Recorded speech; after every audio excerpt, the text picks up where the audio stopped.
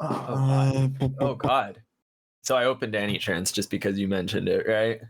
And they have the little news section on their main page, right?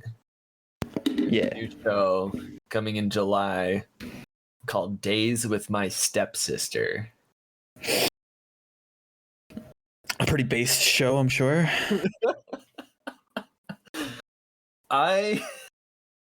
There's an unfortunate connotation of stepsister in modern society. Unfortunate or very fortunate? Or very fortunate. Whoa, Kevin. It depends on how you look at it.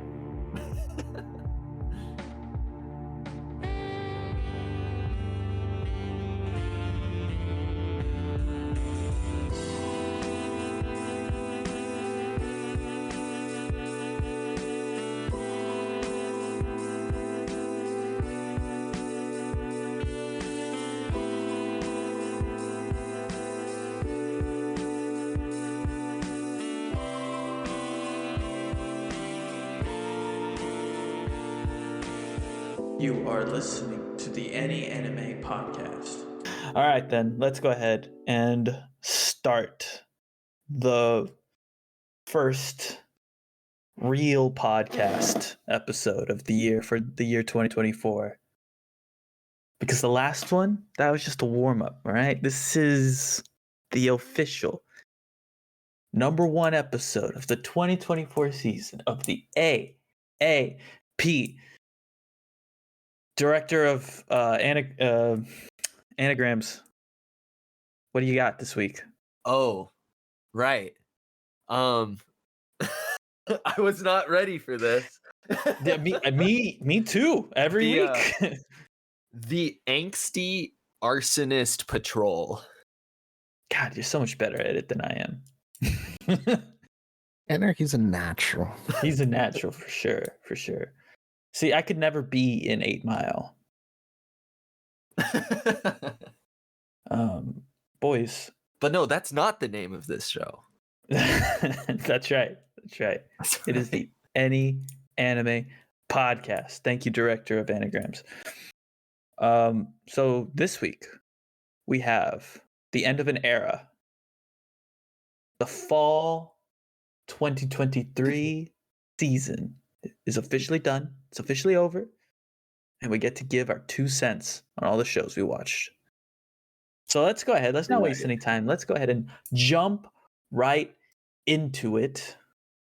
Now, my understanding is that I don't believe Cade has watched every show. Is that correct, Cade?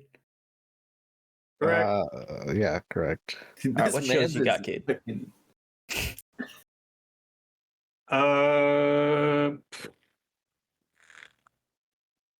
don't know. I'll add in what I got. Huh? No, I know, but when we get to a show, I'll throw in my 2 cents. He is absolutely still playing Pal World. Oh, I see. Okay. Fair enough. In that case, I'll just try to go in an off and on order of what I think people have watched. So in that case, let's go ahead. Let's get the first show out of the way. Let's get Wait, Kevin, are you gonna throw up the tier list or not? No, not this week. No, I've been too busy watching football all weekend. I didn't download the thumbnails and blah blah and this and that. Bro, I will make a tier maker on the fucking spot. Oh yeah, that's what I'm talking about. Make a template name anime fall 2023. All right. Let me save Single use template. I got you. This is on the fly IT work right here. On the fly. On the fly. In the fly? We're fly as fuck. Where did these go? I know I just had it. Oh, I lost it. Wait. Save as. Pictures. There it goes. All right. Here you go, Tanner. Here's the list of all the shows. Oh, thank you. We can get started without the tier list for now. Oh, for sure. Let's start with 100 Girlfriends. Show of hands, who's finished the show? No, Angel, you have it? I have not. Really? Almost. Almost. I missed the last episode. Mm-hmm. 100 Girlfriends is the wild card of the season, I think it is fair to say. What would you consider it a wild card? I would consider it the degenerate card. All right. Oh, okay. There you go. It's the degenerate card. Yeah, it's so I don't know if this will ease Tanner's mind at all, but 100 Girlfriends doesn't ever hit the brakes in terms of its degeneracy. It is a upward trajectory all the way.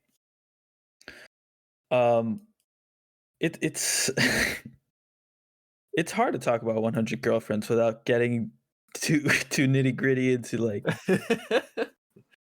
the things that happen. I'm trying to think. It's an enjoyable show. It's a very fun comedy to be a part of. I hesitate to call it like good. You know, I would hesitate to call it as such as well. Well, yeah. You were hating since episode 1, so you're not wrong. So just a couple of key things that I think the show does well. I think it has a good sense of comedic timing. I think it does a pretty good job of not letting the jokes get too stale.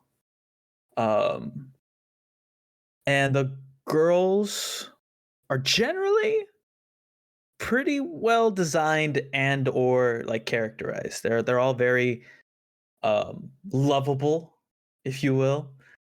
And I think the discussion around like, oh, which one's your favorite? Oh, do you like the scientist who is also like a very small child, but she's also an adult? Yeah, that's a weird one. Do you like the MILF? Do you I think Tanner, I think I told you, I'm like, I am waiting for like a I already forgot her name from Persona 5, the teacher. Miss Kawakami? Kawakami, yeah. I was waiting for a Miss Kawakami moment where he just gets involved with an adult. And it comes. And it comes hard. More ways than one. And so yeah, that's about as far as I got. I think it's not my favorite of the season by any stretch, but it definitely had me laughing consistently. Cade, you got any thoughts? It was really good. Okay. Angel, did you watch it? I only watched the first 3 episodes. Oh, same. Because it was hard to continue. If it's not an acquired taste, I think it's the best way to say it. Yeah. I think if I were to rate the show, I think it's a solid B. I think, and it's gonna be a B for people who don't mind the degeneracy. It's probably a D or an F for people who aren't really into this. But I'm trying to think. My favorite genre defining for the tier though is degenerate tier, or sorry, genre. It's the degenerate genre. If you're into the degenerate genre, this is an A tier. You need to watch it. Yeah. If you like stuff like Nagatoro, is that what it's called? Nagatoro. Nagatoro, yeah, that's what I was trying to say. If you like stuff like that, you would like this. I think this is better than Nagatoro, personally. Just This in is terms better of than the Nagatoro. entertainment. Yeah. The entertainment factor, I think, is higher on this one. I I do want to talk about the blonde-haired girl, the tsundere. Slowly but surely, she became one of my favorites in the show. Just for the simple fact that she is like the one closest to kind of breaking out of the cult, if you will. She has like the least amount of brainwashing compared to the other girls, but she still can't like completely leave. So you have these situations where Rentoro's like, and this is a scientist senpai, and she's like, you fucking bitch, another one? Really? Another one? So, well, all right. Well, if everyone else is okay with it, I guess I'm fine. But from episode 1, I think Hikari was always my favorite, and she only got better. I think Hikari's still best girl. What about you, Cade? You gotta finish. Oh, the one with the mole on her thigh. Oh, that hair. one. Okay. I already know which one. Cade, you got a best girl and 100 girlfriends? The mom, but I'm a sucker for small floofs as well. Interesting. What? I don't know what that means. I'm gonna be honest. The nickname for the girl who talks with her phone is small floof. Oh, gotcha. Yeah, she's cool. The phone thing, I think it was endearing at first, and then it never goes away. I don't know if I like that personally, but I think on my personal list, she's probably last on the list. I think the tsundere has really been elevated for me. I think before the last few episodes, it would have been the tsundere. I think my favorite scene from this show is, so the scientist girl gets like a love potion that makes anyone who drinks it like madly in love with it makes them not madly in love, because they're already madly in love. It makes you pursue sexually the person you love the most, right? So they basically turn into like love zombies. And there's this moment where Rentaro and the small scientist girl, they have to run away, and they're getting chased by Hikari and the tsundere.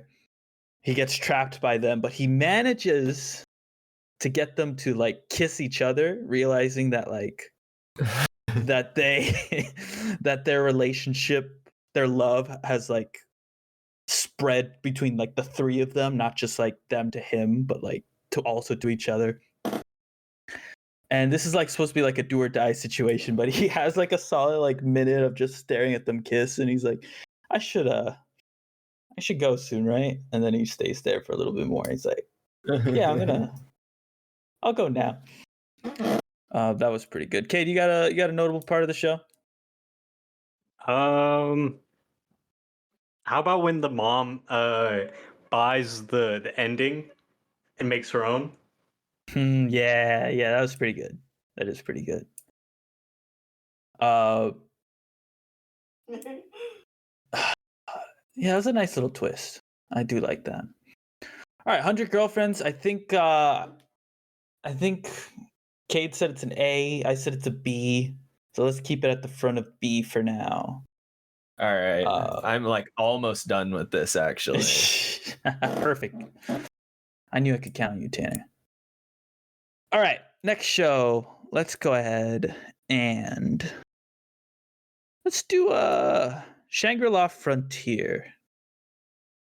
Who's seen 12 episodes of Shangri-La Frontier? No. I saw any of like it. 8. I saw like 7 or 8. Mm. And then kind of slowly lost interest. The show's not bad by any stretch. It's not like I think I have a positive opinion of the show, but I'm gonna say something that's gonna sound a little harsh. I think the intro is the best part of the show. For all 12 episodes, I think the intro is the best showcase of their animation.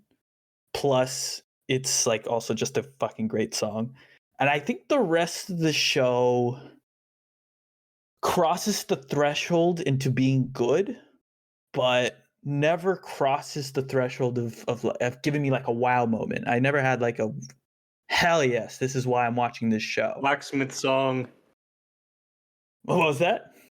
The Blacksmith song. The Blacksmith song was cool, but I don't think it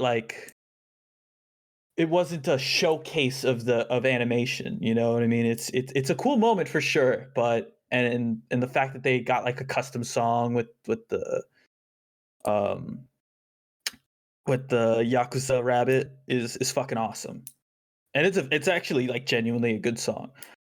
But in terms of like wow, like I didn't go wow, you know, I just like, yeah, this is nice, but I don't know if there wasn't ever really a fight for me that like stood out or any sort of moments that I could really like think back on fondly.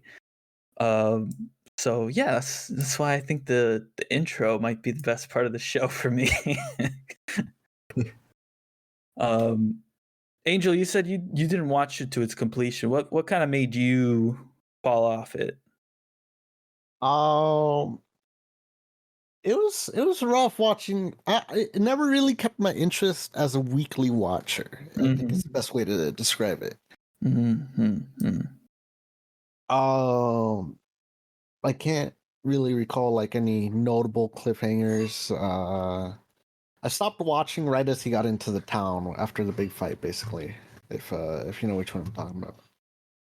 Yeah, I think I know the three-way fight, right between like the animal enthusiast. Yes. Yeah. Like the assassin girl or whatever.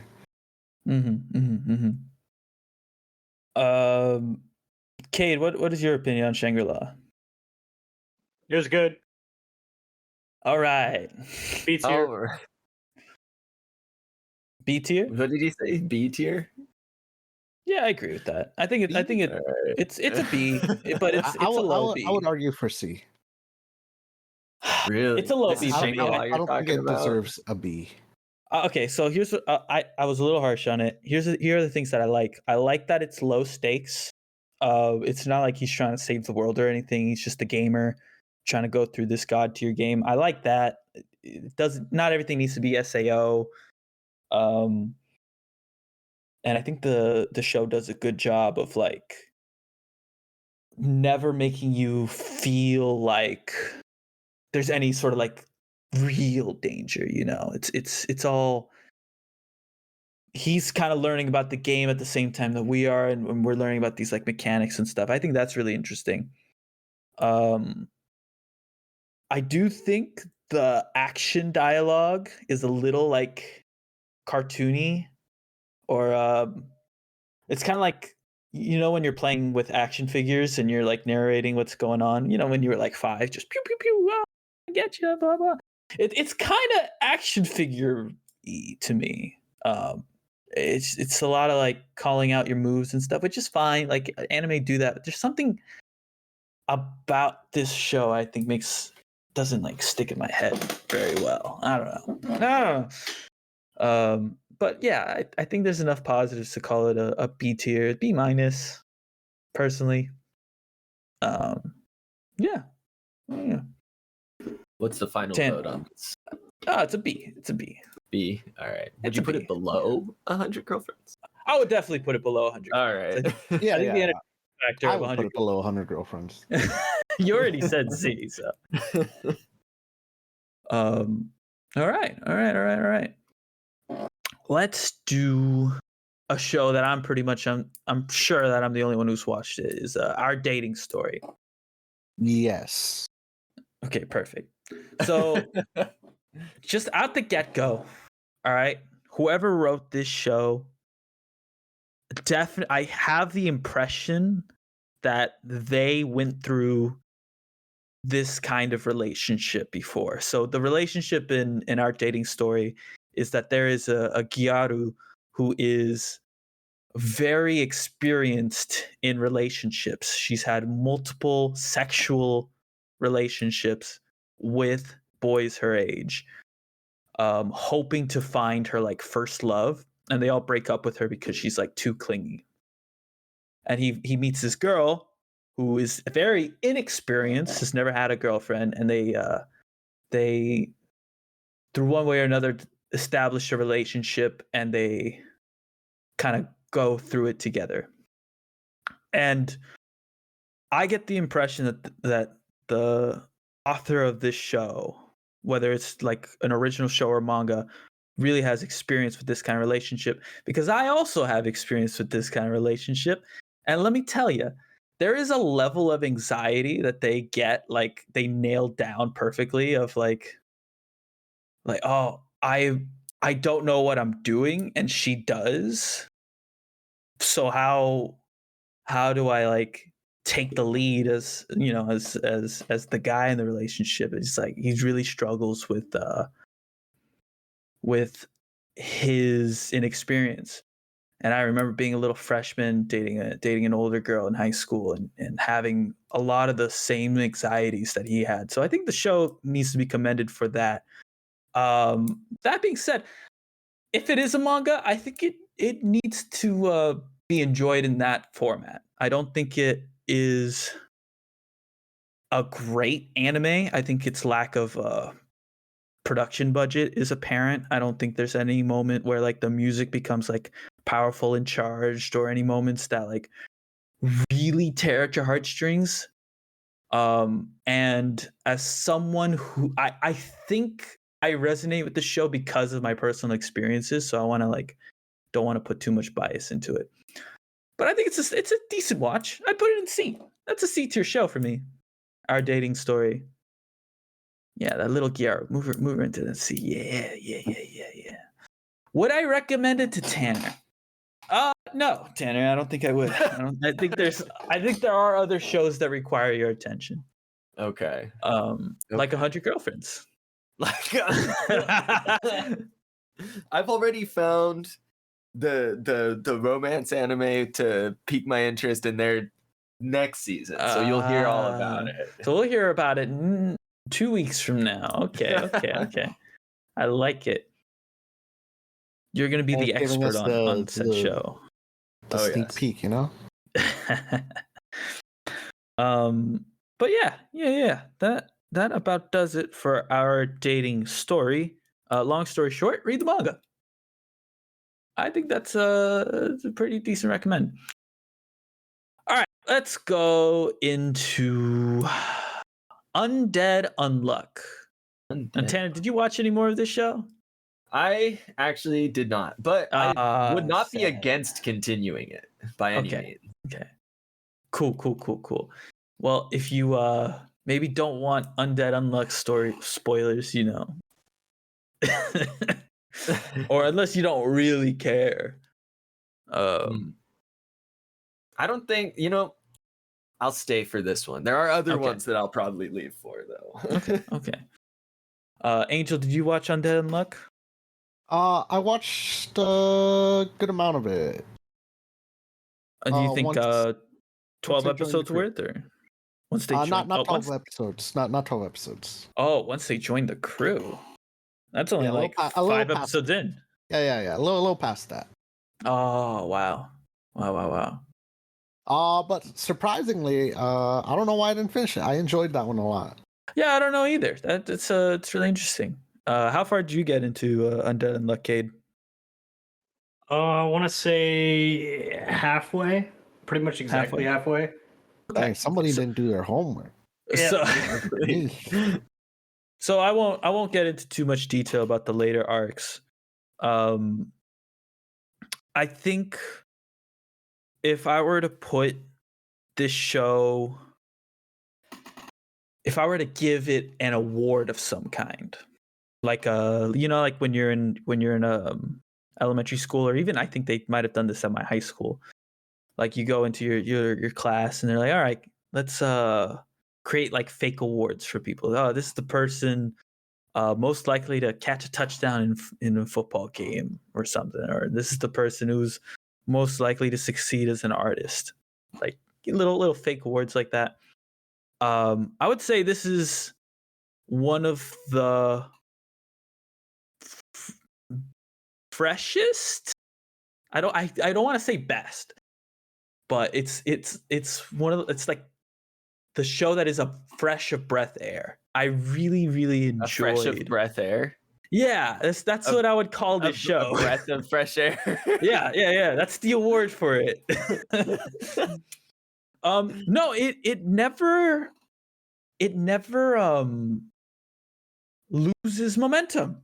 It's just full action and world building all the way. And there's a few scenes that I would have loved to talk about, but I'm afraid of spoiling the boys. It's okay for me. I think one of the most interesting aspects of the show, and I can't remember if they established it in the first 3 episodes, but Angel, you might have heard of it. They have to basically follow quests given to them by the book, right? And I think they call it the Apocalypse, if I'm not wrong. Is that what they call it? I forget what they call the book, but it's a book of unknown origin that gives the Union quests, and there are rewards for completing quests.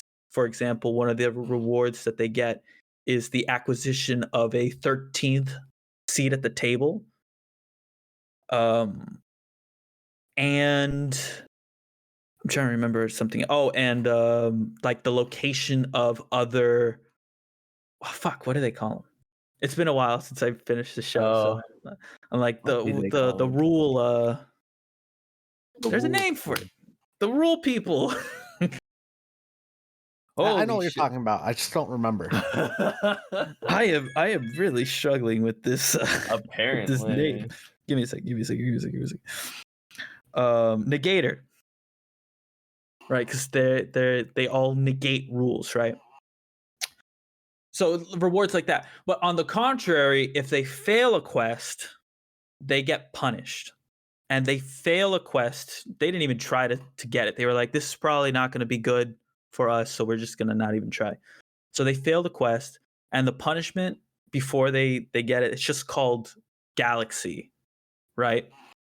And so once they officially failed the quest, the book basically vomits out all of the stars and planets that make up our galaxy.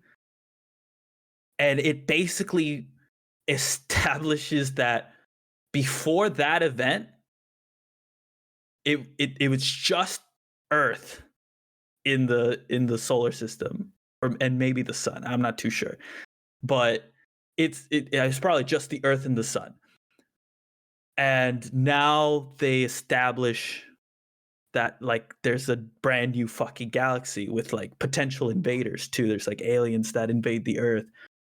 And it's just a wonderful way to like build the world to me. That's so creative and interesting. I think there is something to be said about like toying with the idea of like what we know as history and what like the history of the world inside the anime are like two different things, and they establish that right away. So there's like a layer of like, oh, you have to think about, oh, this is common knowledge to me, but it's not common knowledge to them anymore, you know. Before that punishment, there were no stars in the sky. It's just Earth. I found that super cool and super unique. I don't think I've seen a show kind of play with that idea before. So, and other than the world building, the action sequences are really fun and enjoyable. I don't think the show has become stale in any way. I think there's the arcs that come forward are super fun. So for me, this is an A-tier show, right? Yes, it's a 2-cour, so it's still going, and I do plan on finishing it all the way through. I plan on finishing as well. Perfect. So maybe we can have like a little retrospective once you do. Ooh. But this is an absolute A tier for me, and depending on the second core, it could be S tier. I think what's keeping it from being S tier right now is there are definitely fights that are fucking awesome and some badass moments, unlike like Shangri-La Frontier. But I don't know if there was that like wow, like jaw drop. I gotta pause the the stream for a little bit to recover, or have to like go back and rewind a whole bunch to rewatch like a dope action set piece. I don't think there's any of those kind of moments. It's very I would say Zom 100-ish in that respect. So A tier. That's a solid A tier for me. Super recommend. Anyone even remotely interested in an action show, I think needs to watch this show. I think it's super fun. And yeah, that about does it for Undead Unluck. Anybody else have anything they want to add? I liked the 3 episodes that I watched. Hell yeah, Tanner. Hell yeah. It only gets better, Tanner. Okay. Let's go ahead and jump to what's a good little show? Let's do In Love with the Villainess, and I believe this is another one I think I've only watched, right? Probably. I'll take that as I'll a have yes. you know that Frieren is the only other Okay, one. thank you, Tanner. I didn't watch all of it. Like, I'm not caught up, but did you catch up to the first core, or not even to the first core, but I watched more than the 3 episodes. Okay. All right, so I won't spend too much time with the Villainess. It's not a bad show. It doesn't ever travel into like the bad tier. I really wish it just had like a little bit more budget. It really would have pushed it into C tier for me. I think the interplay between the main girl and the villainess, quote unquote, is very fun and very playful. That relationship definitely develops over time. If you're looking for a show that isn't too serious, doesn't have like that much drama, this is your show. But I'm a drama fiend, so I'm gonna put it in D tier for dramaless. D tier. Look at that little D tier action. That's a rating. Yeah, look, so I really think it has potential, but it never goes into the realm of good, I don't think. And I just wish they honed in way more on the relationship between the two girls. Obviously, there's a lot of development over the course of 12 episodes, but I feel like a huge focus of this show was on world building. And I don't think it needed as much world building. I think it needed more drama, a little more like focus on the relationship. So D tier. That's a D tier show for Keva. Flavorless show. Flavorless. Yes. That's a good description, actually. Okay. Let's go ahead and jump into Apothecary Diaries. Angel will have something to say about that one. As I like to call it, the darling of the season. The darling in the Franks. Yep. That's the fake award for this show. Angel, you've seen the first core, correct? Yes, I'm fully caught up on this one. Sweet. So, what are your thoughts and opinions on Apothecary? It's great. It is great. Well, during the mid-season, I said it was probably my favorite show of the season. I do remember you saying so, yes.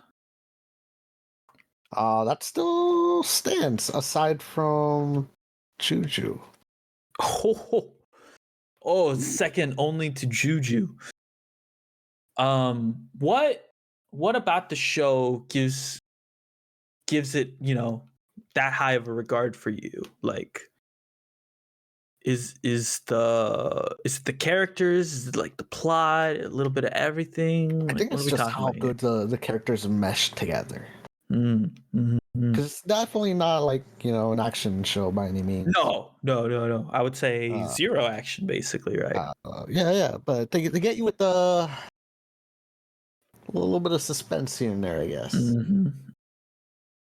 I really enjoy how subtly colorful the art style is. Ooh, that too.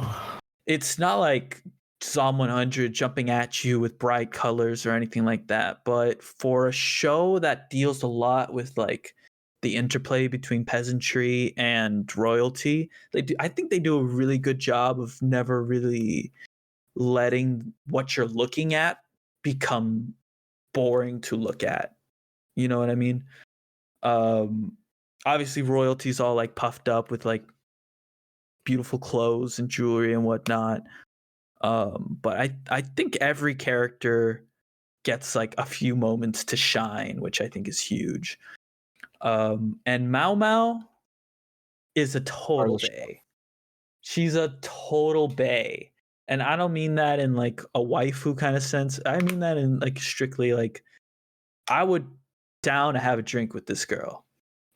She looks like tons of fun to be around.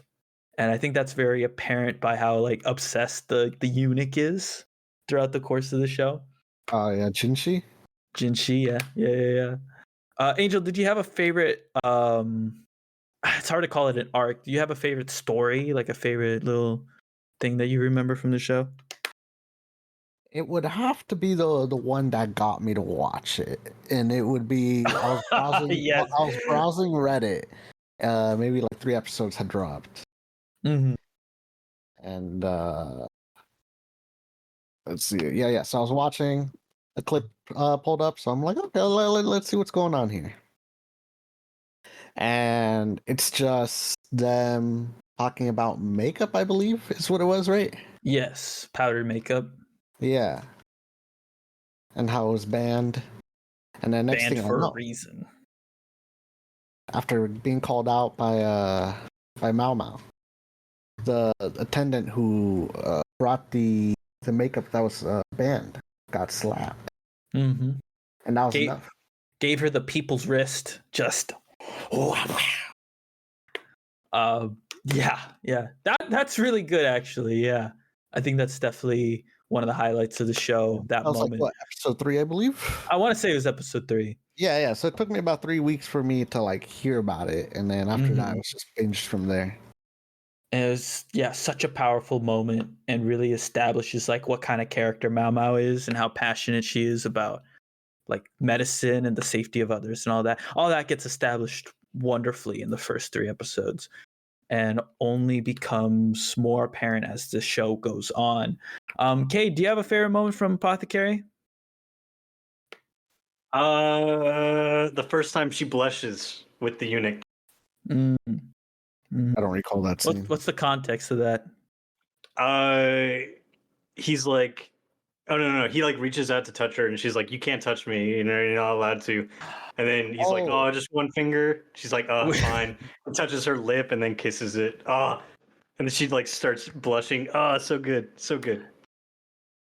Is that when that's a more recent episode? Yes. I was about to say that's when she rejoins her prostitute troupe, right? And they get invited to the castle. Yeah. Mm-hmm. Yeah, that's really good. That is really good. Cade, what is your rating on the show as a whole? And it's not done, just so the audience is aware. There is a second core out airing right now, I think, right? Or is it taking a break? Oh no, it's airing. It's airing. Okay. Fuck. I want to put it in S tier. I just don't know if it's worth it. Like, I don't know if it deserves it, you know? Yeah, I don't want to be called out for overhyping a show, ever. But I think that is very, very true. oh, man, How about this? What genre would you put it in? Ooh, The awesome genre. drama. A drama? All I'd say right. drama. What Actually, S Drama, tiers are drama in slice of life. drama category? Uh, I mean, for me, I would put Domestic Girlfriend in there. All right, your opinion is no longer valid. So okay, How I know about this? How about this? I'm not a big drama person. I'm not, really into like Fruits Basket or Domestic Girlfriend. Not really that kind of thing for me. And slice of life isn't really my thing either. I've got a couple that I like. So considering that, I want to put it in my S tier because even though those aren't really my thing, I still love those. Or I still love Apothecary Diary. So honestly, I'd say yeah. What do you say, Angel? I would agree. So here's my thinking right now, and I think this is pretty sound logic. I cannot even fathom a world where the second core ruins the show, or even like takes it down even a grade, right? So I don't think it's gonna pull off a 2-year eternity or a Tacto P where it like drops the ball. I think this is going to continue to be an excellent show. So with 2 S tiers over there, and I think I just convinced myself of putting it in S tier. I think Apothecary Diaries is an official S tier of fall 2023. That wrong grade, Tanner. Awesome show. What the heck? Put it in F. There we go. Yeah. I think surprise show of the season. Even I don't think I expected it to be this good. Would you guys want to see more shows in like a Chinese setting? Is that something you guys would be interested in? Has this sparked an interest for you guys? I think there's plenty. It's just that they're never done well, or the anime itself isn't good. So, like if you are interested in that Chinese period history, kind of, there's plenty of stuff. But again, whether or not it's good is a different question. Yeah, I'd like more good ones. Yeah. I think that's another reason to. Oh, okay. Angel just left. That's another reason to put it in S tier, actually, because of how good of a period piece it is. Wait. So yeah, I think that has moved from like a tentative S tier to a definitive S tier. I think that is officially. That's how I categorize it in my mind now. Where did you go? Stepped away for a second. All right. Why? Are you playing Power World and you need to ask Wally and Pew for something? No, my computer was hosting Power World, and I was doing too much on my computer, and it kind of crashed everything. Oh, so you had to go into the other server to tell, hey, like, I'm rebooting it. I'm rebooting. Yeah, I was letting them know. Hold on. Don't get mad at me. I was trying to use Google, boys. Calm down. Yeah, you know what? Google will do it. Okay, let's go ahead and jump to Ron Kamanahashi. Angel Cade, have you guys watched the show at all? I have not watched that one. Sorry, you guys were talking over each other. Angel, no. Cade? I watched half. Watched about half. Okay. So I won't get too nitty gritty into the details towards the end, but the show, I think, has a very if a how should I say it? It has a line graph that goes kind of straight, almost a plateau, but it is like moving up, as in it's like getting better over time, but not like leaps and bounds better. I think it's the tone it establishes in the first 3 episodes is the tone that it carries with it throughout most of the show. That being said, and this is a huge spoiler if you don't want spoilers for Ranko Manahashi, this show became a Sherlock Holmes anime, and I did not see that coming at all. In the history of this show, Sherlock and Moriarty are real people, and Ron Kumanahashi, our titular detective, is from the bloodline of both. So he has the Sherlock and Moriarty blood in him. And it turns out that the Moriarty philosophy lives on through his ancestors, and they have established like a sort of secret society of sorts that is controlling the world from the shadows. And it also turns out that their biggest nemesis are people who are descendants of Sherlock, which is an interesting point because it implies that Sherlock was able to have children, which I don't think was ever established in the original stories, if I'm not mistaken. I think he was always seen as like a person who's very rude to women, especially. So it's kind of impressive. Is that 2 back-to-backs that have that kind of premise? Yeah, except this story happens like 100 years after the events of Sherlock and Moriarty or more.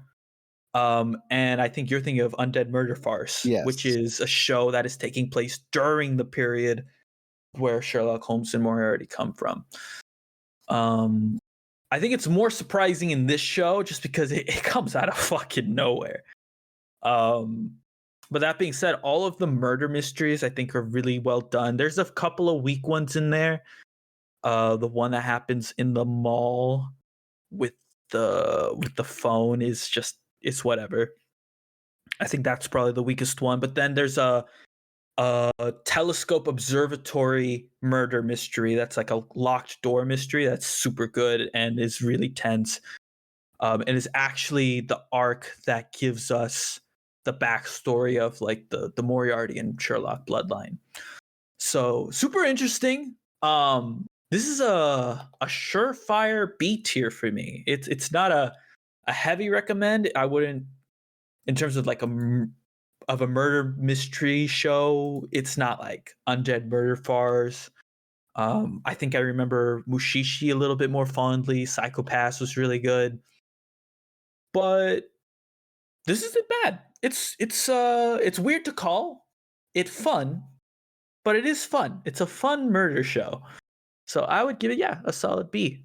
I would put it in front of what shows we got in B tier, Tanner? I already forgot. Tanner's gone. Oh, Tanner's muted. I didn't see that. Oh, Shangri-La. Oh, no, I'm and here, and I Girlfriends? forgot I was muted. No. Shangri-La and 100 Girlfriends. I would have it personally. Oh man, I think I enjoyed it a smidge less than 100 Girlfriends. So in front of Shangri-La, behind 100 Girlfriends. All right. And for people who will check out the Twitter later, please note that from left to right, the order does matter. Left being the better part of the tier. Indeed.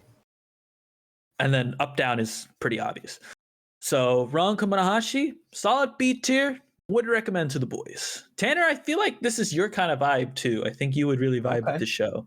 You were saying that just after the first 3 episodes as well, if I remember correctly. And I think it has a sort of I don't know. It has a charm to it. I think you would especially really vibe with. All right. Just a couple more shows to go. Let's do a Ragna Crimson, boys. Boys. Who's seen Ragna Crimson? No. Agent, no. Tanner, I know, hasn't. Have Kate, you watched it? Conde? Nope. Nope. So- Wow, Kevin, you're a solo show for this one. this is hey, it happens. It happens. Ragna Crimson. Okay, those first 3 episodes I wasn't that high on. I think it was a little weak in its premise. Those 3 episodes.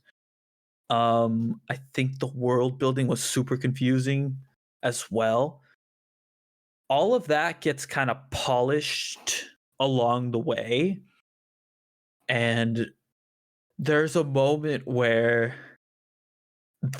there's an entire arc where he basically fights the final boss way too early, and that's like a really fun and exciting arc to watch. I think the animation levels really stepped up.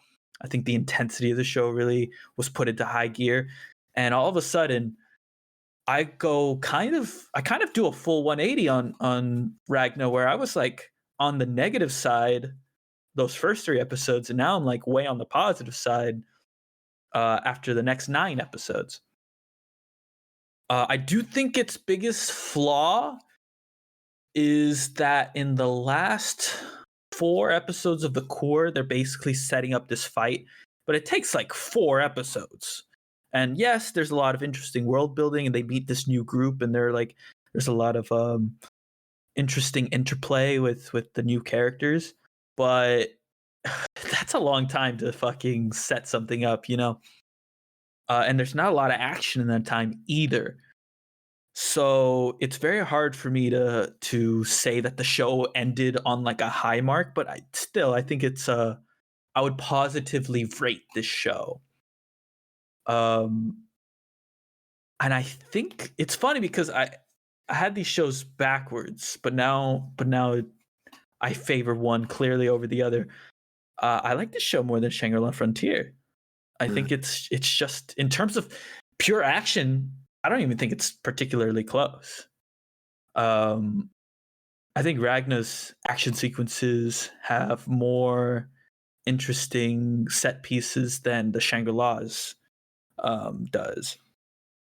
So, yeah, Ragna Crimson's a solid beat there. And let me tell you, I am still confused as to my attraction to Crimson, because Crimson is established to be a man. But god damn it, it's a very pretty man. That's not stopped anybody before, right? It's true. It's true. I mean, she switches, her body all the time. Like, she can play both, or he can play both. Sorry, but they do primarily. Yeah, I know. I'm trying to like will it into existence. Yeah. They do primarily identify her as him as a man. God damn it! and so yeah, it's funny. It's funny. I want to know if anyone else has the struggles that I do with this show. But Ragna Crimson, surprisingly highly rated for me. And by highly rated, I mean B tier. It is solid. It is above solid, I'd even say. Yeah. Any other thoughts, Cade? Very interested that you rated it higher than Shangri-La. I think, but just if you compare the action, I think it's a very clear winner. Cool. Just in terms of action. Now, I think Shangri-La probably has a better, slightly better characters, I'd say. Did the time period issue really?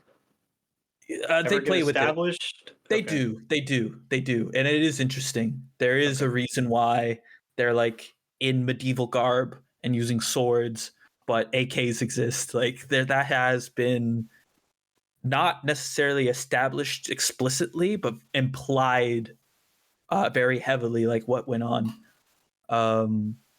Let's just say this show and Mad Max might have more in common than I initially thought. So yeah. I think that about does it for Ragna Crimson. And let's get to let's call it the heavyweight favorite, the title favorite. This is one Frieren. that I will sit out because I do intend on finishing this, and I don't want to. Now, how far did you get, Tanner? Like what episode like 8 or something like that. Oh, so you haven't gone to the good part too. Okay. What's the last thing that happened? Oh God, it's been a long time because I like watched it there like right after the 3 episodes. Do you remember if you encountered the demon yet? And if that doesn't ring a bell, then we'll have you sit out. I was gonna say I don't think so. So, okay. So I will sit it out. Tanner, but I will call you back in. I will leave you with I greatly enjoy this show. Tanner, I'll move you back in once we're done. You know, that's right. I gave you the thanks, Angel. Dang. There he goes into his office. I think Kate established that he's watched up until right before the last episode, right? For Frieren? Yeah. No.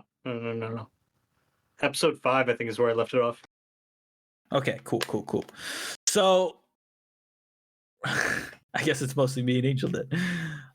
Kate, do you care about spoilers or? No, not really. Okay, if anything, cool. spoilers might make it actually more interesting to me. Sure.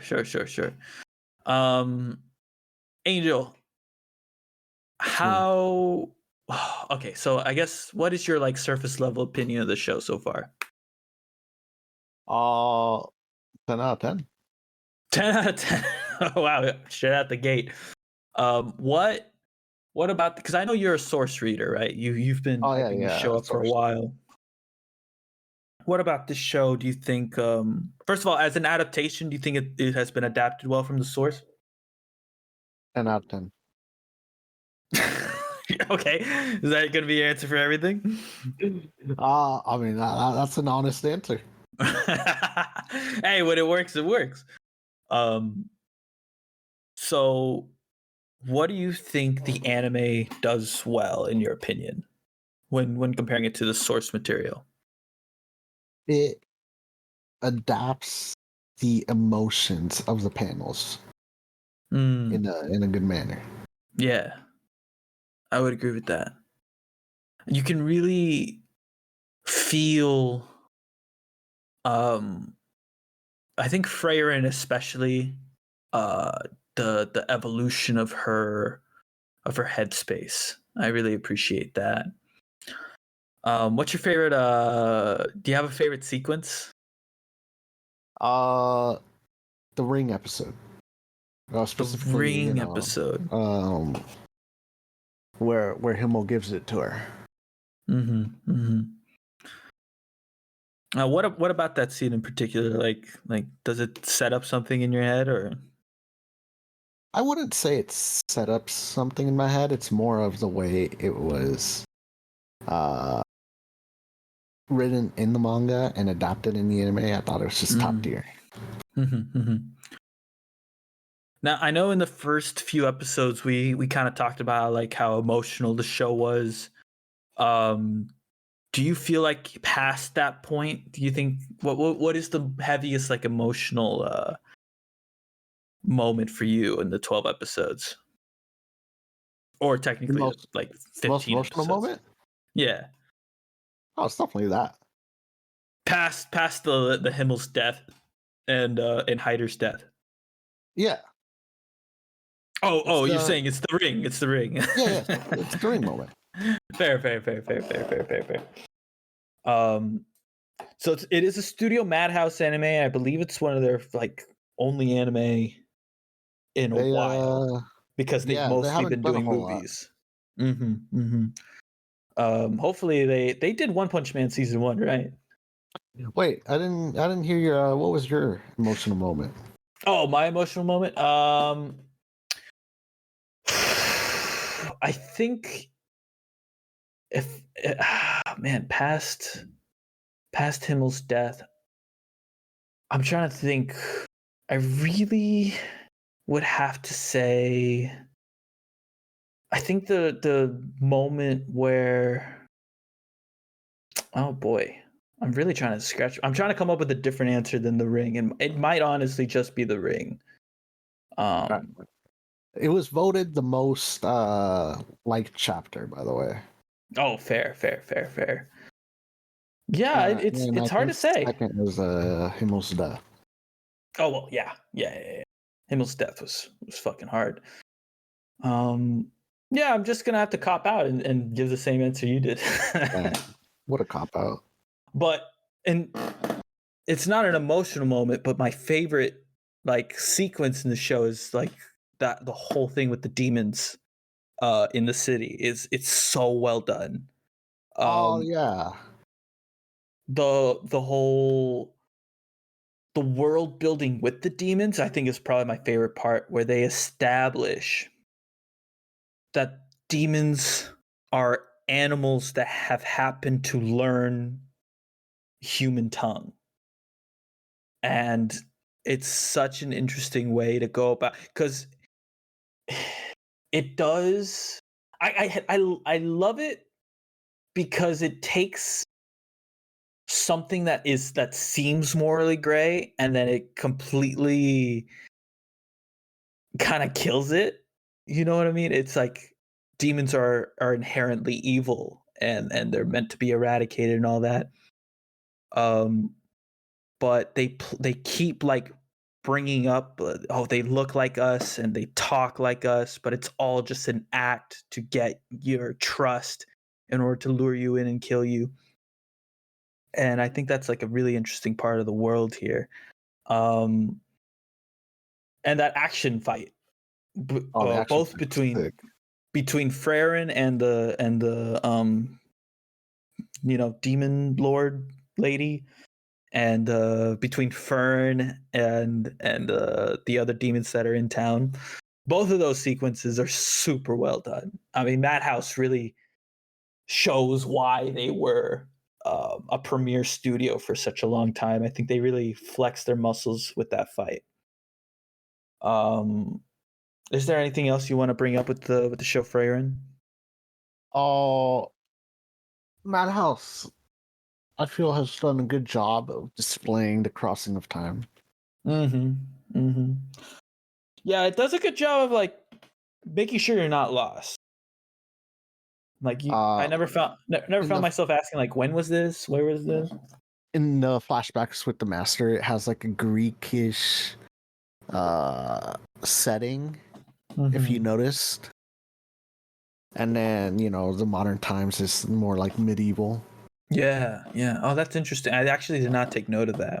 Oh, I see.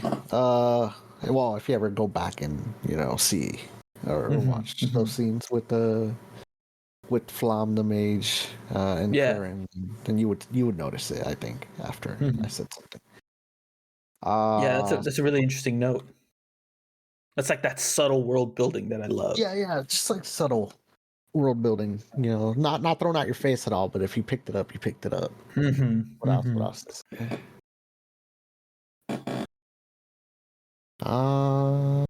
Can't think of anything at the moment.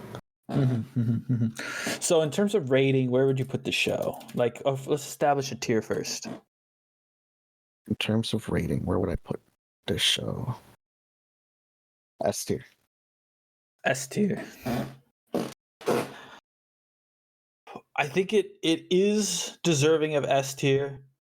I actually had to like restrain myself from keeping up with it because I didn't want to like confuse myself while talking about the last episodes if I was able to. But yeah, easy S tier. Now here's the big question. Does Frieren go in front of or behind Apothecary Diaries in that tier? I would put it in front. You would put Frieren in front of Apothecary. Yes. See, oh man. Okay.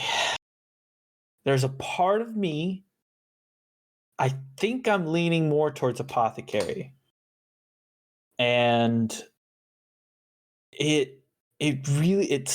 kind of tough because I think they're both super excellent shows. But I do S tier is S tier, all right. S tier is S tier. Yeah, there's no reason for either of these shows to be marked less than S tier, in my opinion. But I think Apothecary Diaries has just stuck in my head a little bit more. I think I enjoy Mau Mau a little more than I do the character Frieren and her interplay with the eunuch. I think I enjoyed that relationship more. So, man, I think I'm leaning towards Apothecary being in front of Frieren. And I don't know if that's a hot take. I'm not sure.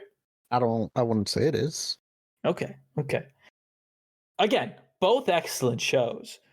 I think it's I wish we had a tiebreaker. What I just like is fantasy, so that's fair. That is fair. Yeah. so I guess I have a bias. If you wanted my reasoning for it. And you know what? I am less, generally speaking, I am less inclined to enjoy like fantasy worlds. Like I'm not a big Harry Potter guy or like, Skyrim, Game of Thrones I didn't finish, that kind of stuff, that kind of setting, not really my jam. So I might have a bias going the opposite way. I would say let's go ahead and give Frieren the benefit of the doubt because it has such an established fan base and put it in front of Apothecary. Ooh. But I think it would be fun when both cores finished if we had a full discussion and maybe even like revise our pick later. If y'all have a full discussion between the two shows, I will watch the entirety of both shows. Well, you know what? They do finish at the same time, Tanner. They do finish at the same time. All right, let's put a pin in it then and revisit this. For now, Frieren in front. Okay, let's see how both of them finish off. Angel, I know you're a source reader, and without giving any sort of spoilers, do you think that they're gonna finish Frieren in the second core, or you think it's gonna keep running? I mean, they're definitely not gonna. It's an ongoing manga for starters. Oh, it's still ongoing. Yeah. Okay. Yeah. Okay, so. But it's gonna finish. It's gonna catch up to the manga pretty close. I would say. If it adapts the arc, I think it will be adapted. Okay. Interesting. And Apothecary, I believe, is an original anime. No, it's a manga. No, it is a manga. Okay. But okay, all right. We don't know anything about the source. Yeah. No, it's gonna be fun to compare these later, I think. But for now, let's go over that tier list. Tanner, if you could restream that bitch. It is. Oh right, I forgot that. Right, because you left. Switching unstreamed it. There we go. There we are. All right, so from D tier upwards, because there were no F tier shows, we have I'm in love with the villainess at D tier. Our dating story, the inexperienced you and the the inexperienced me and the experienced you at C tier. And then from right to left, we have in B tier, Shangri-La Frontier, Ragnar Crimson, Ron Kamonahashi's Forbidden Deductions, and The 100 Girlfriends Who Really, Really, Really, Really, Really Love You.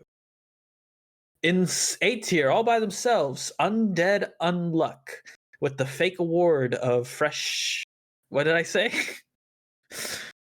Of freshness? I don't remember.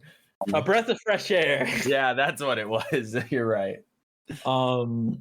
Apothecary Diaries and Frieren in S tier back to back, with Frieren being the quote unquote show of the season for us. That is correct. Show of the season. Give it up for these shows, boys. Woo! Yeah, we did it. Woo! Boys, it's another successful season, another successful time. Oh, next week, you boys know what we're doing? Beginning of season. Incorrect. Incorrect. No idea. Well, we completed our first year as a podcast together. Wow. A full year. That means we got to do an awards. The Any Anime Podcast Awards. So we will be doing, I'm going to create categories, first by genre, then by I'm going to create little mini categories, and then we're going to have an official cumulative of 2023 best anime. And it should be some fun discussions, should be some interesting points being thrown around, some or potentially maybe we all have the same anime in mind. I'm not sure. Who knows? You can never tell with these things. Sometimes people are surprised at the Oscars, like Ken winning best music, best song. I'm just Ken. I'm just Ken. Even Ryan Gosling was there's a picture, or not a picture, a video of him. So the award gets announced, best song, I'm just Ken, and then it pans to Ryan Gosling's face and he's just looking there really? That one? Why? He doesn't even go up to accept the award. He's just confused clapping. Which I think honestly for me is worse than just celebrating.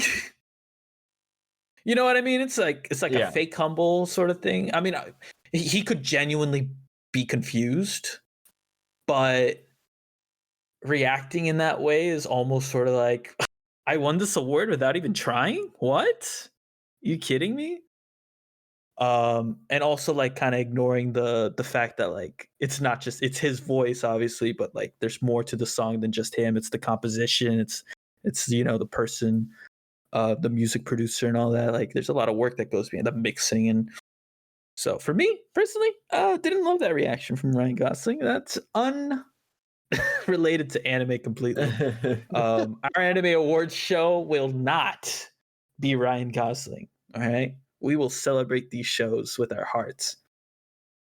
And yeah, it's gonna be super fun. And then the week after, it'll be week 3 of the 2024 season, which means we got to do a season preview. Look at next year's show, the next year's show. Next season show. God damn it! You can do it, Kevin. I'm so bad. It's clearly tired or something. I am ready for bed. I will admit, I am looking forward to bed. Better said. But yeah, Tanner. Quick question. Yes. Have you been watching anything? You do a little casual talk now. I don't think there was anything more than the last time. Not that I can remember, at least. Okay. Cause last time I said I think you said you were watching a bunch of current shows. Yeah, well, I've been watching. Let me pull up my Crunchyroll and double check. I don't think I started anything new. Cause I've been watching. Oh boy, I've been watching A Sign of Affection, which I love. So good. And what else? I hate when you catch up and they remove it from your watching. Yeah, that is the worst. Because there's a history button that will just show you the individual episodes that you watched. Thank you. Oh. Hokkaido Gals Are Super Adorable.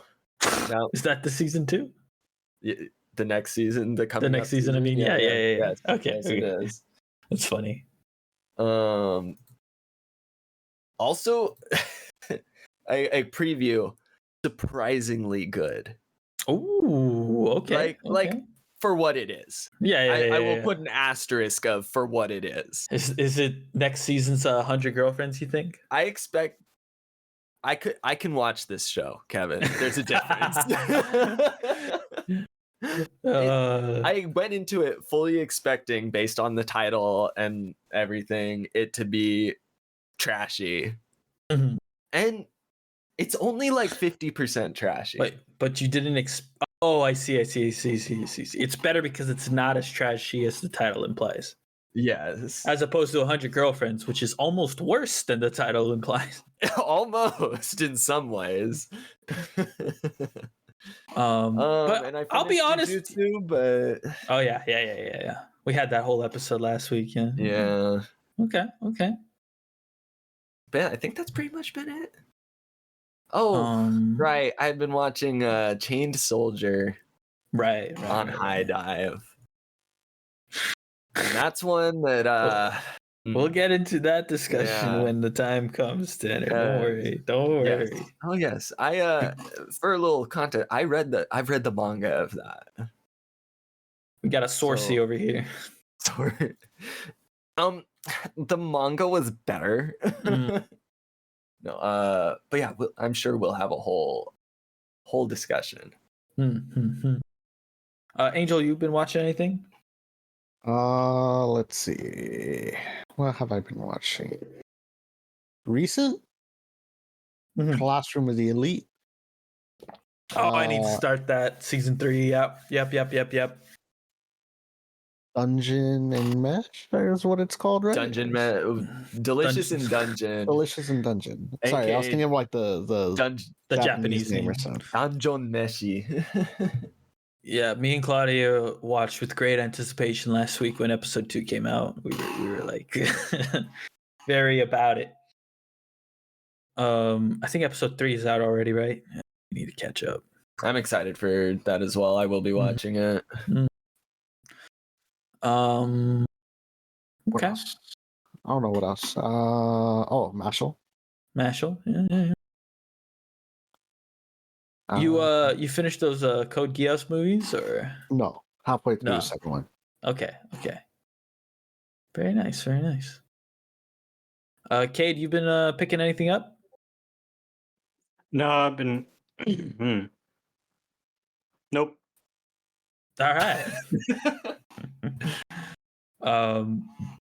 I finished the season of Evangelion. Ooh, look at you, big boy. I like binged roughly 14 or so episodes in the span of a couple of days. All right, okay. What's your season 1 opinion?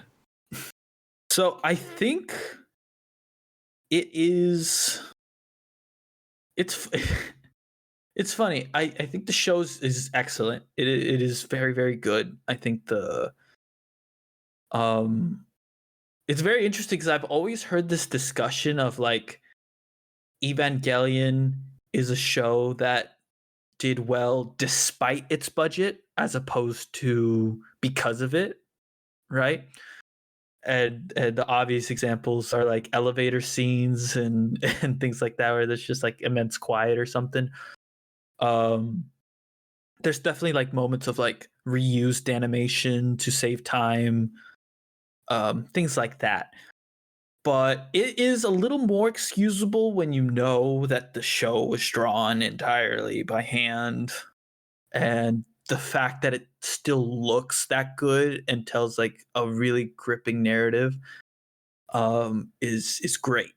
Evangelion is a show that definitely earned its place in the annals of history, and that's without me having watched the movies. I do plan on watching those.